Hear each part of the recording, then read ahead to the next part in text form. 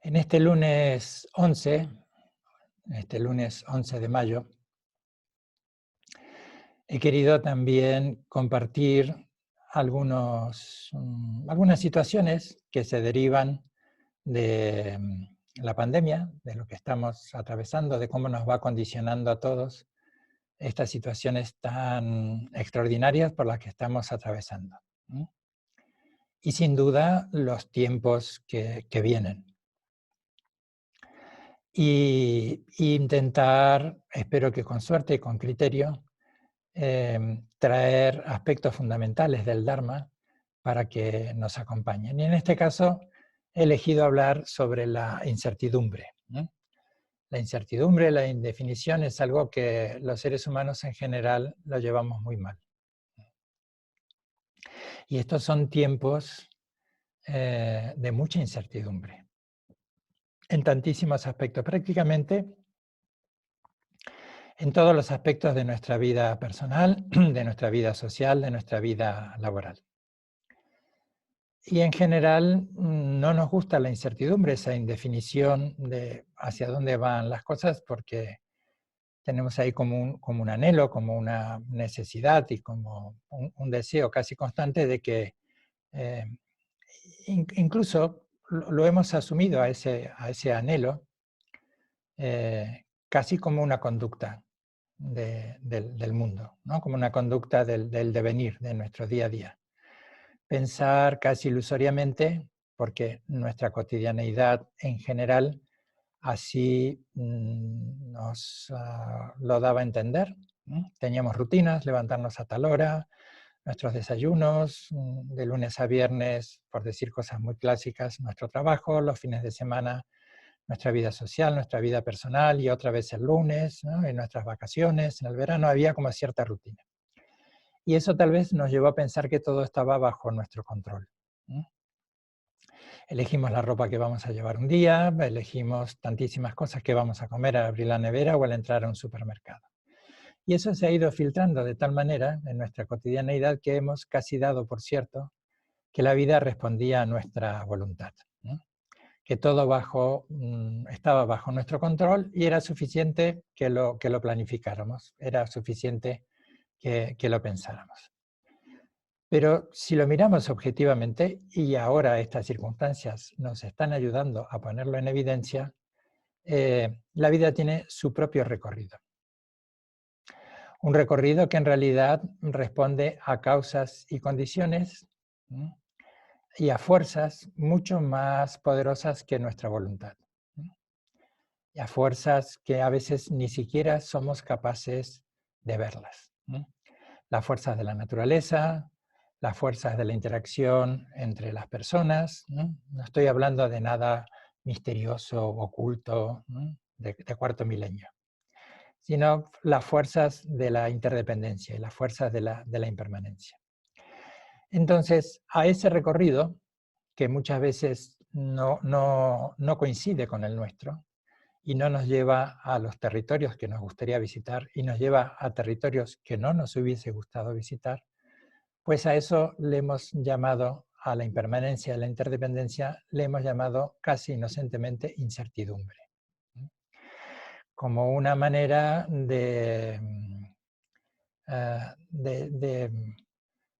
verbalizar esto que nos parece muy extraño, ¿no? ¿Cómo es que el mundo no me hace caso, ¿no? Qué incierto es todo.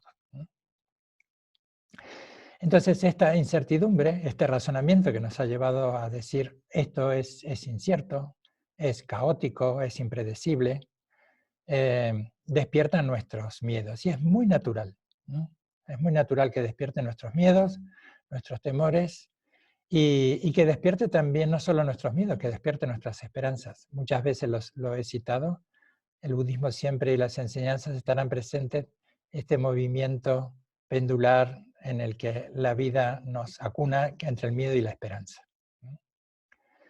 Así que esta incertidumbre que despierta nuestros miedos, que despierta también nuestros anhelos, nuestras esperanzas, y la indefinición que hay entre ambas, esa indefinición o esa incertidumbre que hay en esa suerte de espacio entre lo posible y lo deseable, nos desestabiliza. Y cuando nos sentimos desestabilizados, nos sentimos sacudidos, como dice Pema Chodron, cuando el suelo se abre bajo nuestros pies, nos hace sentir vulnerables, nos sentimos muy vulnerables. Y ese es otro aspecto que no nos gusta mucho, porque además en nuestras generaciones nos han inculcado la idea de ser fuertes, hombres y mujeres, en una manera u otra, pero que todos teníamos que ser fuertes, casi bloquear y reprimir nuestra emocionalidad y mostrar así como una postura de que podíamos con todo. Y eso muchas veces nos ha hecho alejarnos de nosotros mismos. Muchas veces hemos acabado viviendo cerca de nosotros mismos, pero no en nosotros mismos. Y la vulnerabilidad nos lleva a vivir en nosotros mismos. Vivir significa, ¿qué os voy a contar que no sepáis? ¿No? Vivir significa estar expuesto al cambio constante. Y seguro que con esto no os estoy dando la receta del agua tibia, que ya lo conocéis. Es un cambio constante y en diversas direcciones. A veces ese cambio nos lleva al bienestar, otras veces nos lleva al dolor, unas veces nos lleva a la insatisfacción, otras veces nos hace sentir amenazados, otras veces trae felicidad, otras veces nos la quita, unas veces trae placer, otras el placer se convierte en un problema, la calma en irritación, la irritación en calma, ¿no? La incertidumbre nos hace sentir vulnerables, ¿no? Ahora, esto no es una opción. Si deseamos vivir plenamente nuestras vidas, no consideremos a la vulnerabilidad como una opción. No tengo que ser vulnerable y tengo que mostrarme fuerte. Podemos encontrar en la templanza un extraordinario recurso para acompañarnos a nosotros mismos. Pero la templanza también significa ternura, significa apertura, y esa es la puerta que abre la vulnerabilidad. Cuando la vulnerabilidad también la consideramos que es la puerta hacia el encuentro con nuestras fortalezas. Así que la invitación es revisemos nuestra relación con la incertidumbre. Revisemos nuestra relación con la incertidumbre, preguntarnos, ¿no? Karmatempa, ¿qué? ¿Cómo te llevas con la incertidumbre? Pues a veces como buenamente puedo, ¿no? Que cada uno nos hiciéramos esta pregunta, ¿no? ¿Cómo me siento en los momentos de incertidumbre? ¿Cómo me puedo acompañar en los momentos de incertidumbre? ¿Qué emociones son las que se activan? ¿Qué recursos creo que tengo? ¿Qué recursos pienso que me faltan? Revisar nuestra relación con la incertidumbre y con la vulnerabilidad, pero dejar un poco de lado esta dicotomía de estas dos opciones de seguridad e inseguridad, de éxito o fracaso, de fortaleza versus debilidad. Sino en esta manera de replantearnos, de repensarnos, comprender la necesidad de estar totalmente dentro de nuestras vidas y de implicarnos con todo lo que nos sucede, sea lo que sea eso que está sucediendo. Por eso digo que la opción, me corrijo, que la vulnerabilidad no es una opción si queremos vivir plenamente nuestras vidas. Si lo consideramos una opción, estaremos apartándonos, y esto no significa no cuidarnos, pero estaremos anestesiando o a veces huyendo o evadiéndonos de situaciones que merecen ser muy, muy atendidas y muy tenidas en cuenta. Sentirnos inseguros, sentirnos vulnerables, no es necesariamente un signo de debilidad, sino que puede ser una auténtica y profunda comunicación, una comunicación muy transparente con uno mismo.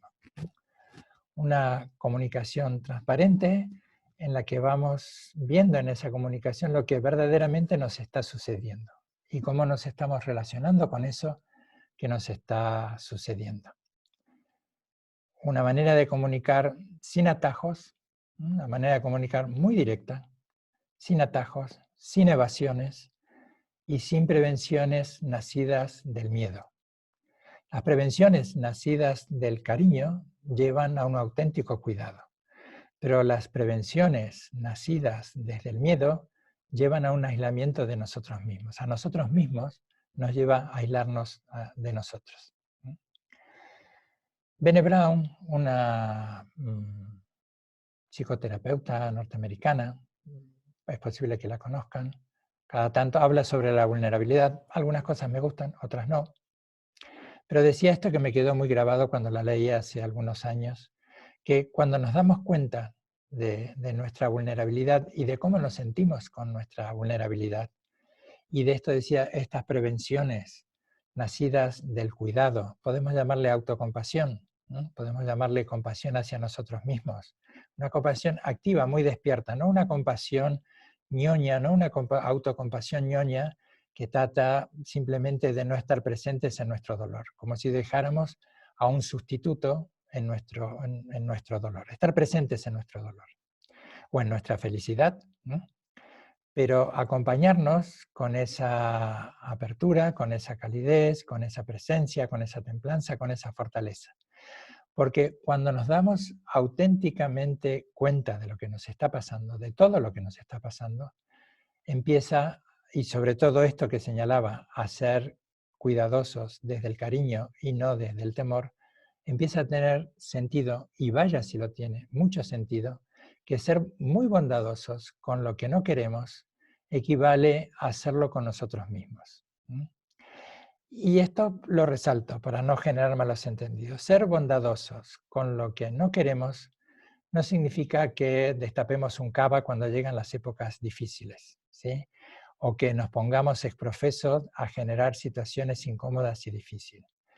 Ser generosos con lo que no nos gusta, ser generosos con lo que no nos atrae, con lo que no queremos sentir, es ser generosos con nosotros, porque es llevarnos al epicentro de nuestra vida con una extraordinaria confianza en nuestras capacidades, en nuestra experiencia, en nuestros recursos propios, sociales, familiares, amorosos, para poder sobrellevar las dificultades. Otra cosa que tampoco es opcional es la exposición emocional a la que estamos sometidos a diario. Y más si queremos vivir con plenitud nuestras vidas, es necesario tenerlo presente. Las emociones no son un defecto. Las emociones no son un error. No es un error que hay que corregir. Tantas veces he escuchado, casi con un tono culposo, yo y mis emociones, ¿no? Entonces, esto también quiero señalar. No hay un budismo punitivo que esté buscando tus errores, y las emociones son un error y por lo tanto mereces castigo o mereces sentirte culpable por tener emociones. Hay también una frase de Paul Gilbert que me gusta mucho citar, que dice: la vida sin emociones es como un refresco sin gas, como un refresco sin burbujas, totalmente desabrido. Las emociones es parte con lo que hemos venido. Y son una referencia inmediata de cómo nos relacionamos con lo que nos está sucediendo. Pero eso sí, no siempre es una relación o un test o trae un mensaje valioso, adecuado y proporcional. Muchas veces es desmedido. Las emociones nos prestan un valioso servicio, un enorme servicio, al hacer que nos ocupemos de lo que es realmente importante en nuestras vidas. El miedo, por ejemplo. El miedo es importante. El famoso ejemplo que se pone: si en la penumbra ves una sombra sinuosa, hay como una alerta, porque enseguida el miedo hace que te cuides a ti y pienses que eso es una víbora, hasta que enciendes la luz y realmente ves que simplemente es una cuerda, ¿no? Y que esa forma sinuosa ha despertado en ti un sentimiento de alarma. Y ese es uno de los sistemas de regulación emocional que tenemos, que activa el miedo para resguardarnos. Así que el miedo y esa emoción del miedo tiene pues un punto importante, un punto interesante.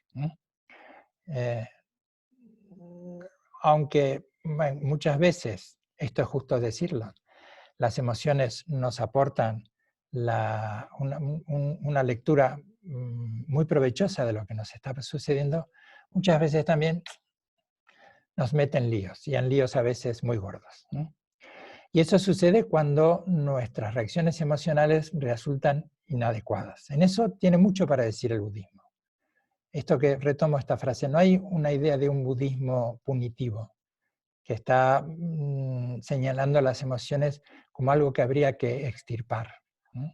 Sino que hay que favorecer las emociones adaptativas, ¿no? Y hay que pues, prestar mucha atención a cuál es el recorrido emocional que a veces genera la incomodidad, la incertidumbre, el dolor, la confusión, ¿no?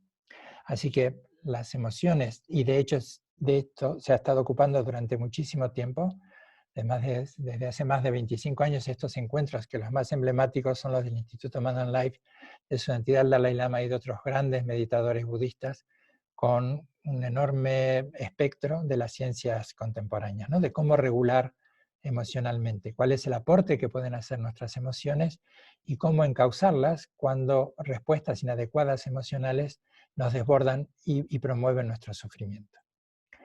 A veces las emociones tienen una intensidad equivocada, ¿no? Hay veces que cierta preocupación está justificada, pero reaccionamos exageradamente. Seguramente si buscas en tu vida encontrarás muchos ejemplos de esto. Otras veces encontramos que estamos experimentando emociones adecuadas, pero que las mostramos incorrectamente, ¿no? O que tenemos una reacción emocional inadecuada y muchas veces infantil, ¿no? Y otra tercera posibilidad, entre tantas, es que a veces nuestra reacción es muy intensa, ¿no? Y la forma de expresarla no es correcta, es incorrecta, sino que sentimos una emoción totalmente equivocada, desvirtuada. No hay una relación entre lo que sentimos, entre la emoción que se ha despertado y cómo nos sentimos, y lo que nos está sucediendo. Y esto en estos momentos de incertidumbre, de indefinición, pues es muy interesante, y es más que interesante, es muy importante que tengamos un fino control o una fina observación de nuestras emociones. Y eso lo da mucho la práctica meditativa, ¿no? Y todos los medios hábiles del Dharma, todas las prácticas y todas las reflexiones que nos ayudan a ver cuál es el recorrido de la formación del pensamiento, de las sensaciones, de la emoción, de nuestras acciones, ¿no?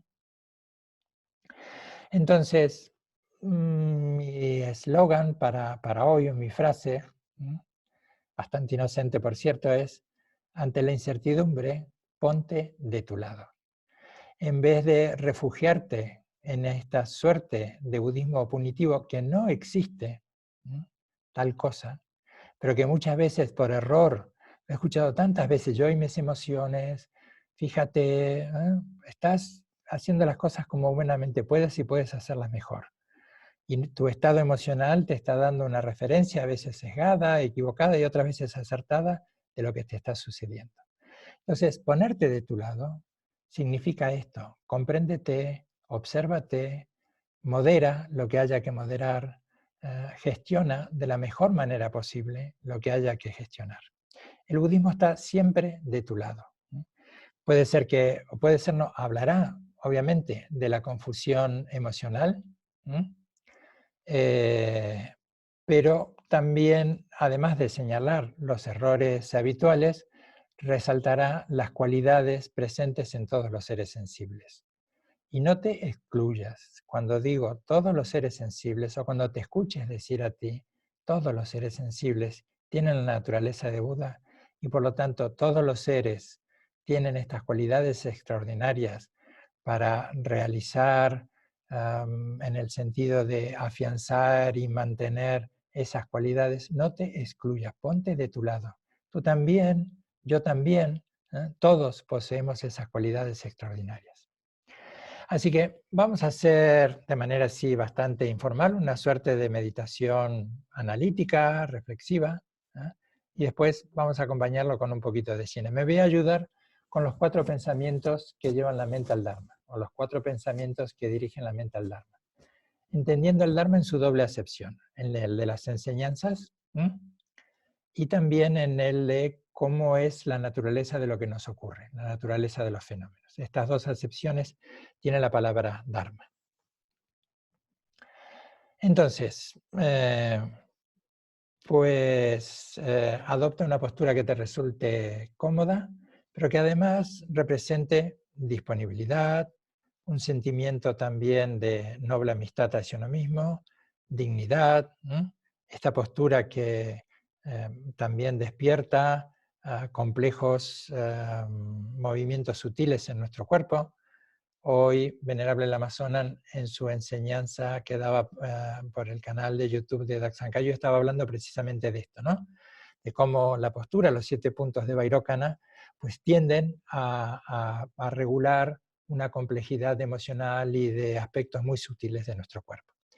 En un acercamiento mucho más modesto de mi parte, pero yo creo que es importante también valorarlo, encuentra en esta postura un sentimiento de absoluta disponibilidad hacia ti mismo y de sentirte siendo en un cuerpo absolutamente disponible para ti, lo vuelvo a resaltar, y un sentimiento de dignidad.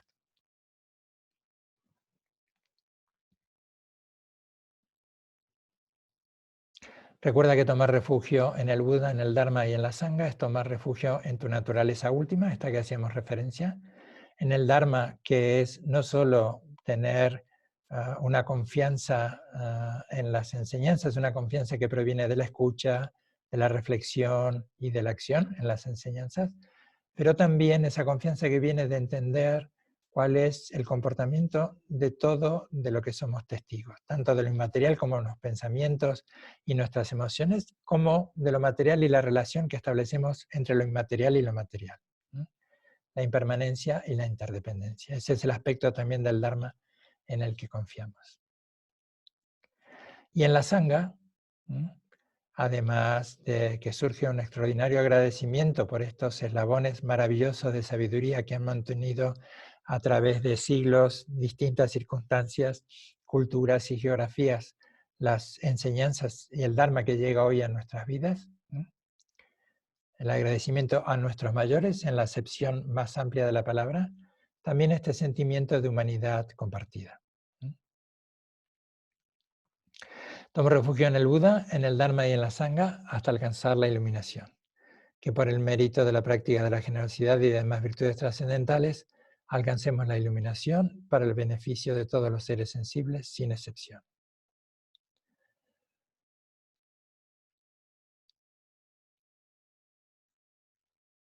Sangye chedan soki chonom la yan chubardo dani ke suchi ta ge yin songi pesonan kedro la benjir sangedro parsho sangye chedan soki chonom la yan chubardo dani ke suchi ta ge yin songi pesonan kedro la benjir sangedro parsho sangye chedan soki chonom la yan chubardo dani ke suchi ta ge yin songi pesonan kedro la benjir sangedro parsho. Lleva tu atención al cuerpo, lleva tu atención a la respiración, lleva tu atención a observar cuál es la relación que tu mente cotidiana establece con sus propios pensamientos. Que la quietud del cuerpo despierte también la quietud y la claridad de ser un testigo de nuestros pensamientos, de nuestras valoraciones, de nuestras proyecciones, y mantenernos en ese punto lúcido de mera observación.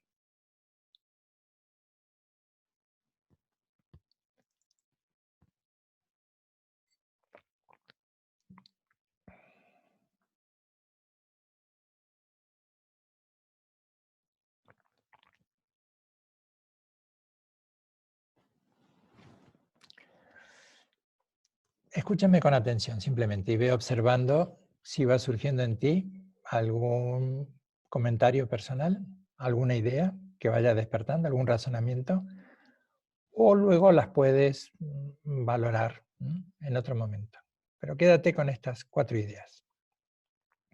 Mientras mantienes una postura, una actitud despierta, atenta, serenamente atenta. El primero de los 4 pensamientos que dirigen la mente al Dharma es la preciosa existencia humana. Y más allá de definir las cualidades y las condiciones, todos podrían resumirse en que cuando tenemos las condiciones necesarias para explorarnos a nosotros mismos, para ir hacia ese auténtico ser que anida en nosotros, y contamos con los recursos necesarios, el tiempo, las enseñanzas, podemos definir que es una preciosa existencia humana. En definitiva, cuando nuestra vida pues tiene un punto de cuidado extraordinario que nos rescata de una opaca rutina y nos hace ver un recorrido extraordinario hacia la profundidad bella, sabia y compasiva de nuestra auténtica naturaleza. Eso es lo auténticamente precioso que tiene esta existencia. La capacidad de ser autoconscientes, la casi única especie que lo es, la capacidad de discernir, de encaminarnos, pero podríamos, si yo tuviera que elegir una cualidad que hace que dignifique y que se torne una existencia humana como preciosa, es el amor. Amar y ser amado. Esa capacidad de amar, esa cualidad amorosa que impregna la vida en todas sus circunstancias. Esa cualidad amorosa que genera la vida, que sostiene la vida, y esa cualidad amorosa que también despide a la vida. Cuando se dan las extraordinarias condiciones para repensarnos y salir de ese modo de descuido, de ese modo banal, de esas trivialidades que opacan esta preciosa existencia humana.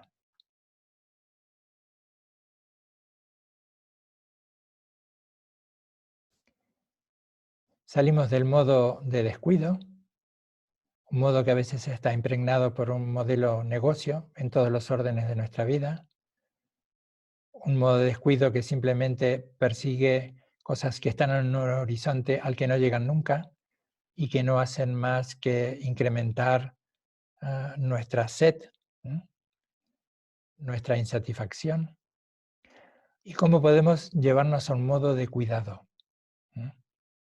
Pero otra vez resalto ese cuidado amoroso, lúcido, que redirige nuestro pensamiento, que redirige nuestras acciones y nuestra manera de estar en el mundo hacia algo trascendental.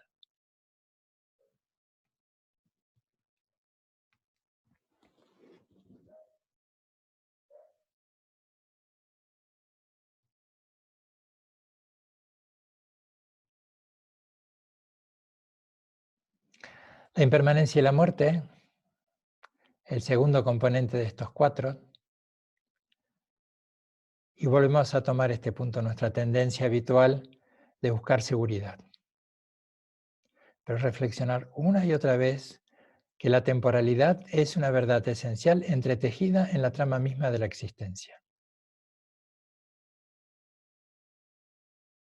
Y en algún punto de nuestra vida decimos sí, pero al poco rato después lo olvidamos y volvemos otra vez a anhelar esa casi inocente idea de seguridad.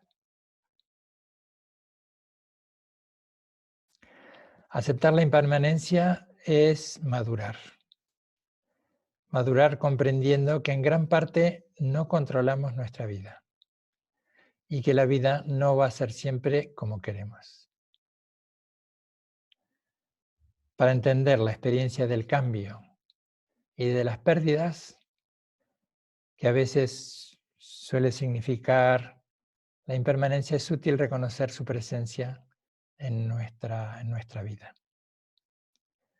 En cierto modo, siempre estamos perdiendo algo a cada paso de nuestra vida, cada vez que avanzamos en este viaje de la vida.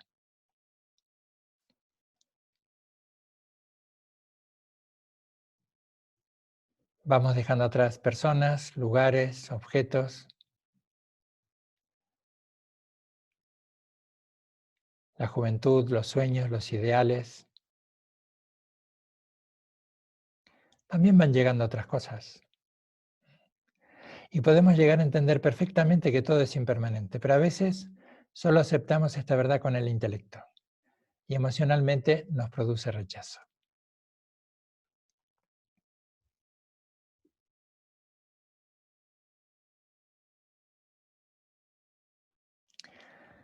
Pero la impermanencia y la muerte suele ser nuestra piedra de toque para el amor.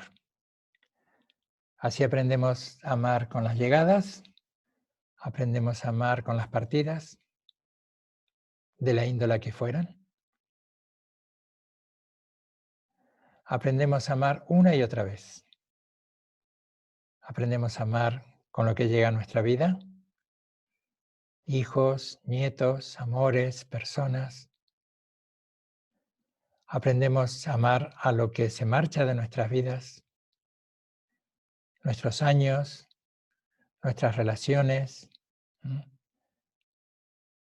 Aprendemos a amar cuando la figura amada para la figura amada ya no entramos en sus planes, ¿no? Y volvemos otra vez a amar. El amor se diluye y otra vez más volvemos a amar. Amamos cuando la impermanencia abraza a nuestros seres más queridos, les seguimos amando, ¿no? Amamos incorporando que todo llega y todo se marcha.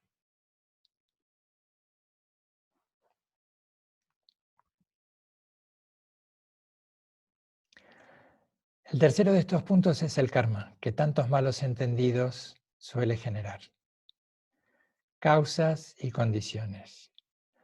No siempre la lectura de las circunstancias nos permite leer de un modo lineal las causas y las condiciones que le han precedido, que le han originado. Pero es seguro que has vivido lo suficiente para saber, cuanto menos, que el amor engendra amor, que el odio engendra odio, que el enojo engendra enemistad, que el cariño genera solidaridad, que la solidaridad genera afecto. Y eso nos permite avanzar en una buena dirección, en lo personal y como sociedad.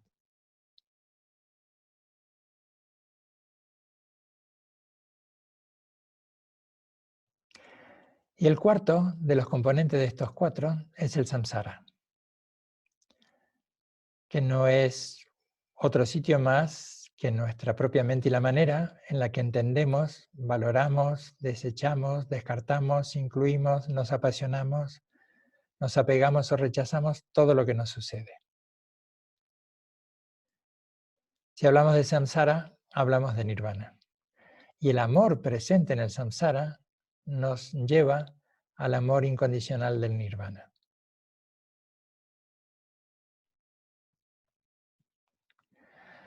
Para poder enfrentarnos a estos miedos y a estos interrogantes que nacen de la incertidumbre, para poder acompañarnos siendo testigos de este sufrimiento, de esta confusión por la que solemos atravesar sin retraernos a un estado de alienación, sin escaparnos de nosotros mismos, es importante que estabilicemos nuestra mente, que entablemos una amable amistad con ella.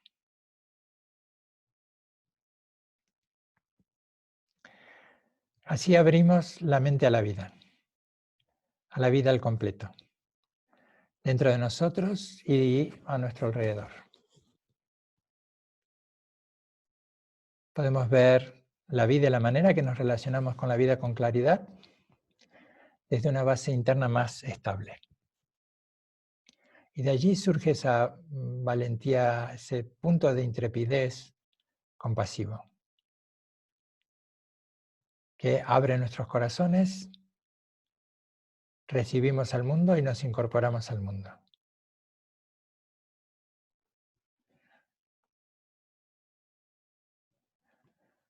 Aceptar la incertidumbre, la vulnerabilidad que pueda surgir de ella, es una invitación a no estar tan a la defensiva todo el tiempo, de no estar reclamando todo el tiempo, de no estar quejándonos todo el tiempo. Hay algunas defensas que son necesarias, que las ejercitemos, pero muchas son innecesarias. Y cuando podemos desprendernos de esas reservas innecesarias, somos menos sombríos y somos muchos más transparentes.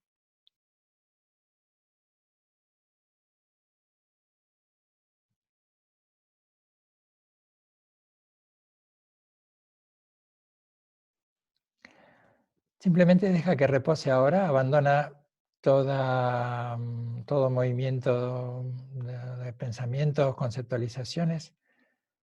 Deja que permee, deja que se asiente todo lo que has escuchado y lo que seguramente has ido razonando al mismo tiempo conmigo.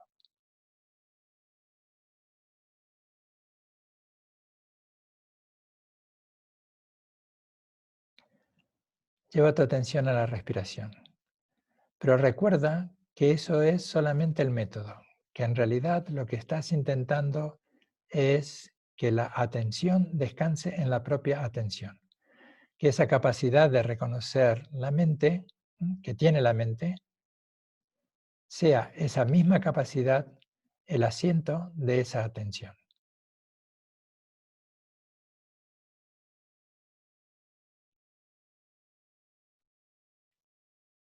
No intentes hacerlo. Cuanto más intentes hacerlo, menos cerca estarás de conseguirlo. Simplemente mantente serenamente atento en ese punto lúcido, abierto y despierto, en esa claridad de la mente que percibe y puede permanecer en esa percepción. Recuerda que esto puede ser muy fugaz, que la mente tiene por modo de efecto la dispersión. Como tantas veces he dicho, Buda la definía como la mente del mono, Santa Teresa como la loca de la casa y las ciencias contemporáneas como el modo por defecto de la mente que es la dispersión.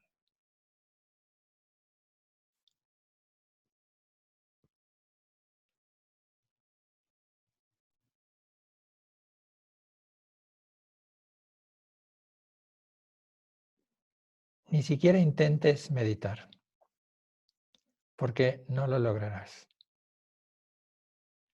Te prefabricarás una idea de lo que es la meditación.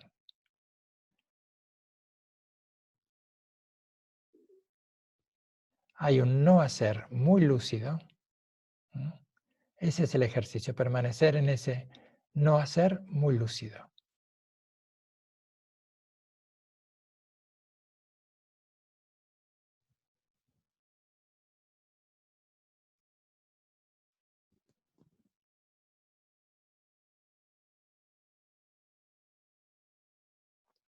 Puedes asociar la inhalación con un punto de atención y la exhalación con la relajación. Encuentras allí un punto medio equilibrado.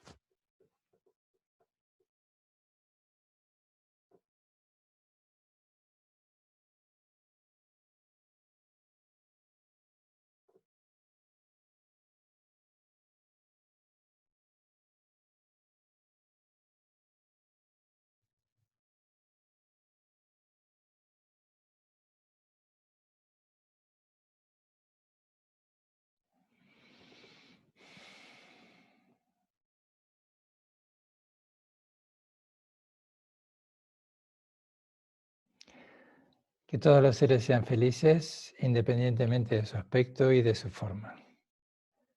Débiles o poderosos, medianos o pequeños, largos o grandes de cuerpo, toscos o delicados, los nacidos y los por nacer, los que se ven y los que no se ven, los que están cerca y los que están lejos. Que todos los seres sean felices, que nunca nadie engañe al otro ni le desprecie por ningún motivo, ni se deje llevar por ira o por odio a desear el mal de otro ser sensible. Igual que una madre que dará la vida por su propio hijo, ábrase el ánimo rebosante de benevolencia pura con todo el mundo y en todas las direcciones. Arriba, abajo, sin odio, sin enemistad, sin reserva alguna.